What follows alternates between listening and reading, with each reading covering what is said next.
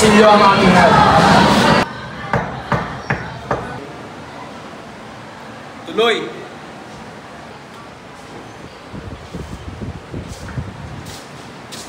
Senyong Simon, naging masamang anak ako at masamang kapatid. Nalimot ko ang pagkakapantay sa isa at paghirap sa isa. At pinurasan ako ng Diyos. Ngayon, wala nang naiwan kundi ang pagnanasang gantihan ng kasamaan ng kasamaan. Ang krimen ng krimen. Ang karahasan ng karahasan. May 4 na buwan na nakaraan. Kinausap na ako patungkol sa inyong mga plano. Kumanggiyo akong sumama at malindisyon kong iyon. Ikatuwiran kayo. Mamunti na sumabog ng revolusyon. Ay 3 buwan at kalahati na nakaraan. Hindi ko rin ninanais na sumama roon at pumalda ang kilusan. Magkakakulong ang binungan ng aking inasal at hindi ako makakalaya kung hindi dahil sa inyo. May katuwiran kayo simulat sa pool. Kaya narito ako ngayon. Almas sa inyo aking mga kamay. At hayang sumabog ng revolusyon. Handa ako yung paglingkuran kasama ang mga nasawi. Sinunggaban niya sa braso si Basilio na nakikinig sa kanyang walang naiintindihang sa mga sinasabi niya. At dinala ito sa laboratorio na kinalagyan ng mga produktong niyang kemikal. May katwiran ako. Oo, tama ko. Binabayan ako ng katwiran. Nagpiling ko ang hustisya dahil pinagtatanggol ko ang kasawin. Salamat, binata, salamat. Dahil inalis mo ang aking pag-alinlangan at pagpakatay ng aking pag-atubili. Oo, kumaya akong kilusan. Iniwan ako ng mga maraming tao dahil nakita nila akong lupay-pay at nag-aatubili. Tikim-tim ako sa puso ko. At noon pa man ay hawak ko ang aking damdamin. At iniibig pa ako noon. At ngayon, lahat ng patay sa akin. Walang sagradong bagay ay kailangang igalang ng pagkakailay. Wala nang kailangan pang pag-aalinlangan. Nitroglycerina! Nitroglycerina dinamita! Nitroglycerina. Higit pa ito sa nitroglycerina. Itong mga naipong luha, mga tinimping galit, mga inustisya at mga pagdadalamhati. Ito ang dakilang katwiran ng mga mahina. Lakas laban sa lakas. Ang karahasan laban sa karahasan. Ako'y nag-aalinlangan. At ngayon dumating ka na kung gising mo ako. Pulbos na magsisiliparan ngayong gabi. Ang mapanganib ng mga tirano. Ang mga irresponsableng mga tirano. Ang iyong nagkukubli sa likod ng Diyos at ng Estado. Ang mga pang-aabuso ay hindi napaparusahan dahil walang sinuman sa kanila ang makausin nito. Ang Pilipinas ngayong gabi ay maririnig ang pagsabog ng dudurog sa walang anyong monumento na bilis kong pagkakabulok. Sa sabog bandang alas 9 ang makina at nilibito ng mga timog na bayan, mga bundok, mga kuweba. Umayang ang kinsa na kasabot ko at katulad dahil himulangan ng direksyon at koordinasyon. At ngayon, hindi na yun mauulit pa. Kapag musig ito sa nagsilamasa ng mga atas ng mga mahihirap, mga isinisiil at mga linaglag ng kapangyarihan, at tayo makikipagtagpo kay Kabesang Tali sa Santa Mesa at sabay natin lulusubin ng lungsod. Ano lang sasabihin ng mundo? Kung gayon maraming patayan.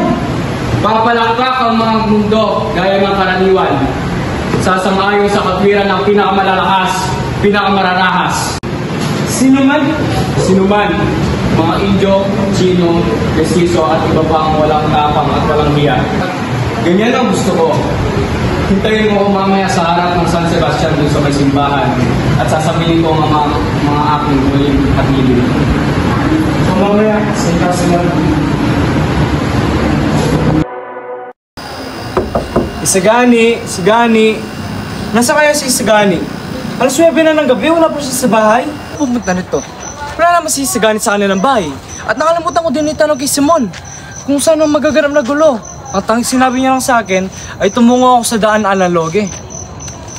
Tila ba'y naramdaman ko na parang walang ulo ang nakikita kong mga dumadaan katapos ng gulo. Tila ba'y naramdaman ko na nakapak ako sa mga bangkay. Ano ito ang aking nararamdaman? Nakakaramdam ako ng takot. Ngunit nakakaramdam din ako sa iyo habang hawak ko itong aking revolver. Nakita niya sa isa sa mga ito si Juanito Pilaez na katabi ng isang babaeng puti ang bihis at nakatalukbong sa transparenting belo. Nakilala niya iyon na si Paulita Gomez. May natatanong akong mga karwahe sa di ka layuan. Di ba si Juanito yun? At may kasama sa babaeng nakadamit pang kasal.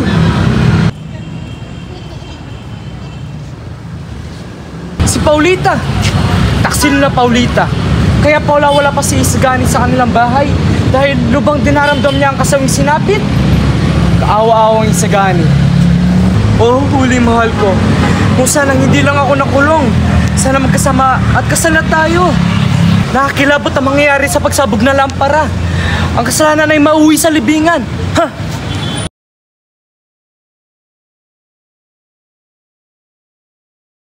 Si Simon? Si Simon ang lumabas sa pinto? Anong ginagawa niya roon? At bakit sumusunod siya sa hanay ng mga umaabay sa kasal?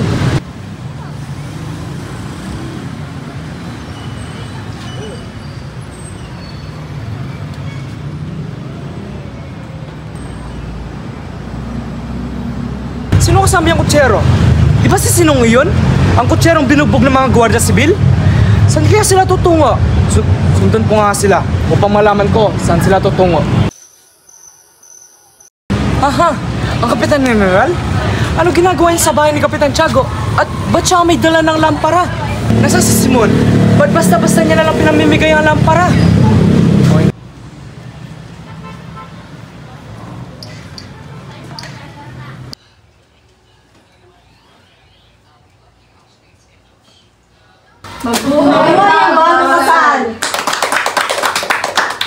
Salamat sa inyong pagdalaw sa aming kasal. Kinagaganap ko makita kayo sa aking kasal. Nakita niyo ba ang bahay ni Kapitan Tiago?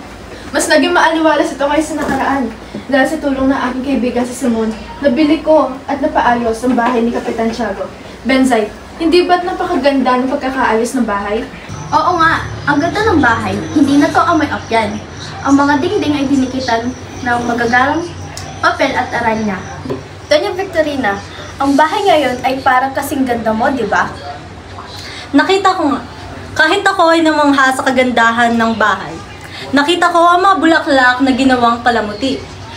Ang mga kurtinang pula at pelos na nagbuburdahan ng ginto. At nakita ko ang titik ng pangalan ni Juanito at Paulita. Salamat at nagustuhan niyo ang aming mga magarang bahay. Ang mga titik ng aming mga pangalan ay pinasadya ng aking ama. Halina't at kumain na tayo sa aking hapunan.